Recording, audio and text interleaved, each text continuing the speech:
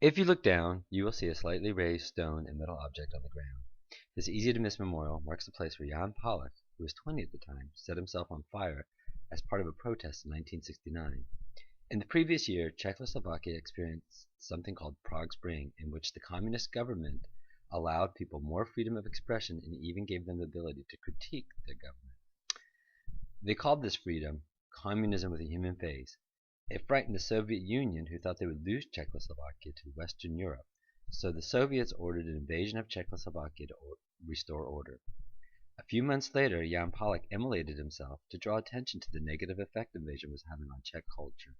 In part, his act was inspired by the famous video of the Buddhist monk setting himself on fire in 1963 to protest the Vietnam War.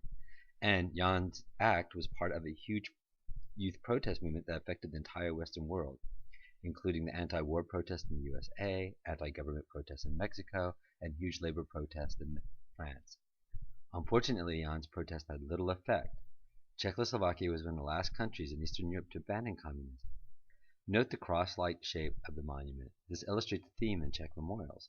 Though many monuments are not explicitly religious, they often use the emotional impact of Christian iconography to have an effect on the viewer that Jan Palach was a kind of martyr for his nation.